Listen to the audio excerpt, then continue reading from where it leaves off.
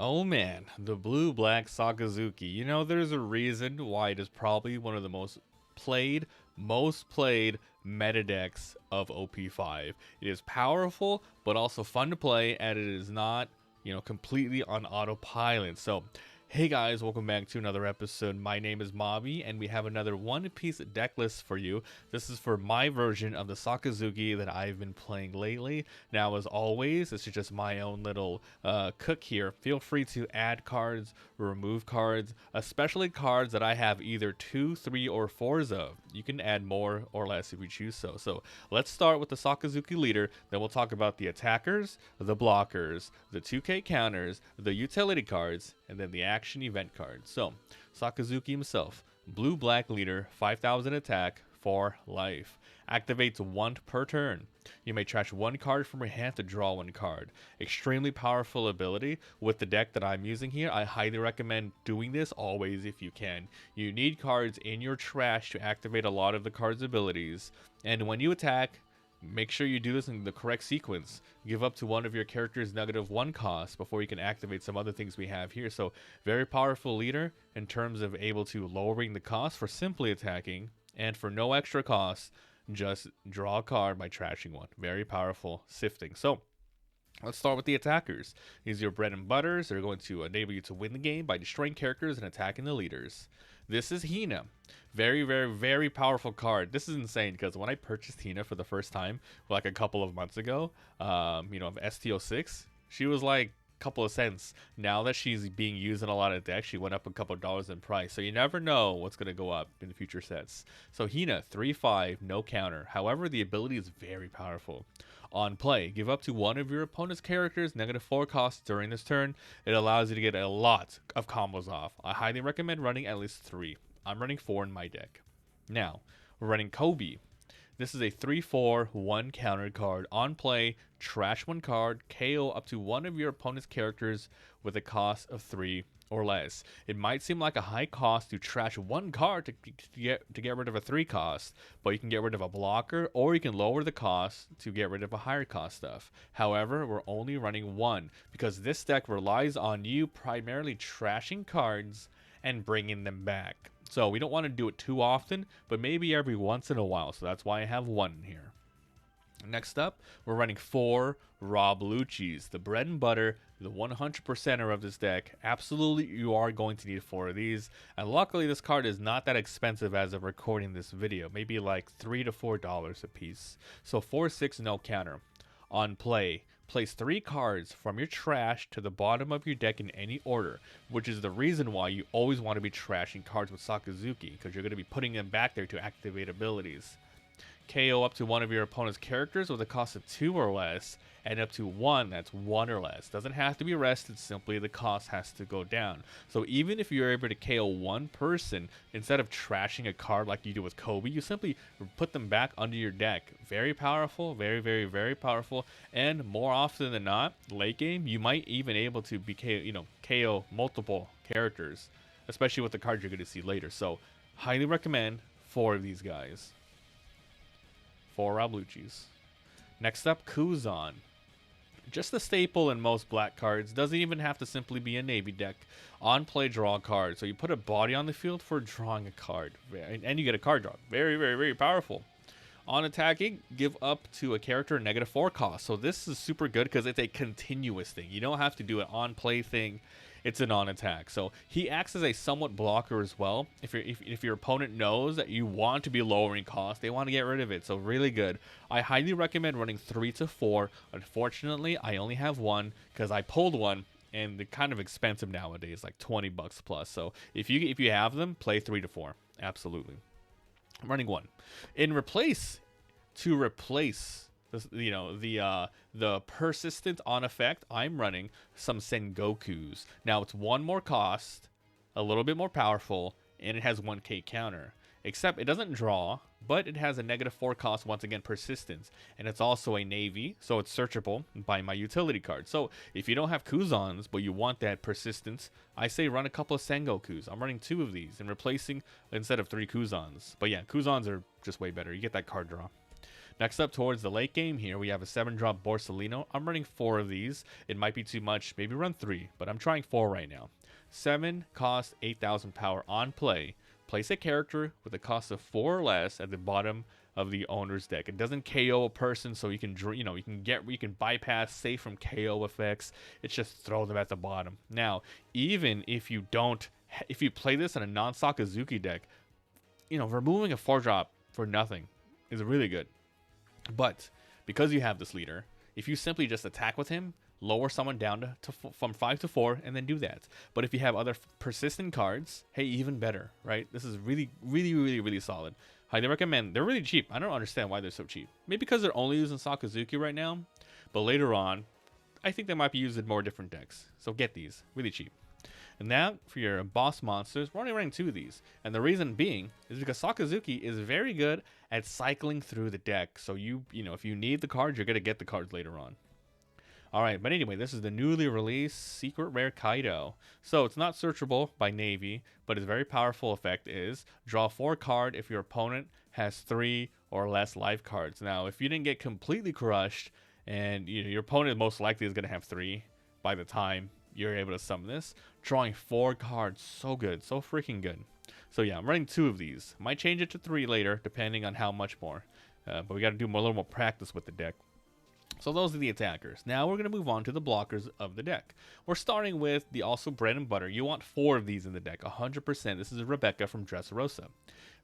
0 attack, 1k counter, but a blocker. But the ability is insane.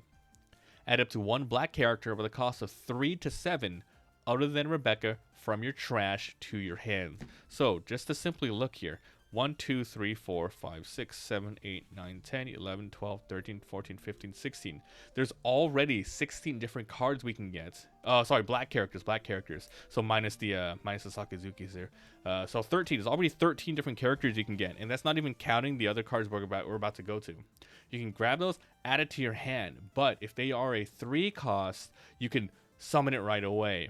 So it doesn't even have to be from the trash. You can get something else and then throw out a 3 cost from your hand. So just from looking at this is what Kobe's used for. You could recycle him to KO somebody. Or the all-important Hina. So you play this, so you're playing 2 bodies, pretty much. So the Hina is on play, the Kobe is on play from summoning Rebecca. Very freaking powerful. Or if you have everything you need from your hand and you just want to fortify your board, put the blocker down and then grab some 2k counters that you're going to need. So 4 of these Rebecca's really good. Next up, a staple of the deck is also Borsalinos. Unfortunately, once again, just like with Kuzan, it's too much to buy all of them, so I only have 2 that I have naturally pulled. So 4-5-1. Gains 1,000 on your opponent's turn and cannot be KO'd by effects. If you're playing against another Sakazuki, it might be a little hard because they like the bottom deck things, but it is what it is, right? So I highly recommend running 3 to 4 of these. I have 2, and to replace them, I'm running 2 Sabos instead. So just like what I did with the Kuzan to what the hell's that guy's name? Kuzan to Sengoku. This is just a stronger version of it with a slightly different ability. 5-6-1, but his his ability is actually really good for this deck. So I would run some Sabos too. It's pretty much blocker, and no one can get KO'd, but you draw 2 and trash 2. So once again, it helps add more cards to your trash to activate some abilities. So I'm running 2 of these. So next up, we're going to talk about the 2k counters. We're not running that many in here simply because, well, you can move them around very quickly. So here's Tashigi, 3-4-2. You may rest this character, give up to one of your character's -2 costs during this turn. I usually find myself, when playing this deck, playing Tashigi more than using her for her effect. Rest this character. This is a persistence lowering as well, so that's why it's really good. And it's a 3 cost, so you can summon it with Rebecca right away. Very strong. So 1, 2, 3, 4.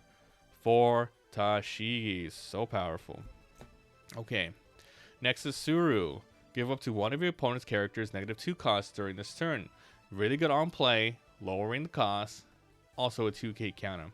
Now, the weakness of this deck is I'm primarily running only 8 of these. So maybe I would say if you really want more 2k counters, you can add in some Borsalinos. Not Borsalinos. What the hell are they called? The fanboy of Luffy. Forgot the hell his name. Yeah, add those. Anyway, Now we're on to the utility of the deck. These things just help you enable more things. Mancherry, not a navy, but a very, very powerful, persistent ability you could use each turn. So this character acts as a semi-blocker. Activate main 1. Rest the character and place 2 from your trash. Once again, more stuff from the trash going back into the deck to add up to 1 character with a cost of 3 to 5. So it's like another Rebecca, except it can't summon anything, but it brings stuff back. So even though once again we don't have a lot of blockers, we don't have a lot of 2Ks. You put down that you put down the Tashigi, you put down the Mancherry, the Persistence, and the Kuzan, the Sengokus, the persistent effects. Your opponent will want to get rid of them instead of attacking your life for the most part. So I'm running 2 of these. I feel like more than 2, probably not good, but you can try it for yourself. And then here are the 3 searchers, maybe 4 searchers, but I'm running 3 right now. So these are Bernews, 2, 3, 1K counters. Look at the top 3. Navy it up, then trash the rest. Important, trashing the rest. This is another character where you can use with Rebecca here to continuously search and trash, search and trash. Also with Mancherry, very good card. Searchers are insane in this deck, so highly recommend 3 to 4 Bernews. Now finally, we're going to go to the event cards. These are Great Eruptions. Once again, this is one of the cases where it was super cheap when I purchased them, a couple of cents. Now they jumped up to $1 plus. I don't know what it is now. I just know people really want these cards. So this is a good cycling card. Draw 1 card, and then give up to one of your opponent's characters -2 cost. So the trigger is decent, but you primarily want it as its regular effect, which is cycling, lowering the cost, and drawing a new guy. Cycling, and it's cheap as hell, and it's searchable. So running 4 of these. If you really want more stuff, like another Bernew, another Sabo, feel free to get rid of these. They're good, but you don't have to use them. Now, Ice Ages. These are your very powerful negative cost. Give up to 1 -5. Pretty good. Trigger, meh. It's probably not going to happen often, but really good for removing amazing cards. So yeah, running 2. I recommend 2 to 3. Now, the 4 staples of the whole deck. Absolutely run 4 Hound Blazes. Up to one of your leader or character gains 3,000, then place up to 1 character with a cost of 2 or less to the bottom of the deck. Once again, the bottom. Now, this is a little weird with Sakazuki. There's a lot of times where you're going to want to attack and then lower to lower the cost and then do it. But then you won't be able to use the 3,000 power. So this thing really combos well with other things on the board, like attack with Sakazuki and then do this. With another character to get the 3,000, and then when you've lowered someone from 3 to 2, put him down to the bottom. Really good stuff. And the trigger here is decent, right? It's decent. A character doesn't have to be rested; simply just gets returned. It's pretty very, very strong for the cost of 2. Run 4 of these. And finally, just because I can never get rid of these, 3,000 Worlds. It's not searchable by this deck at all, but I think it's just really fun to use.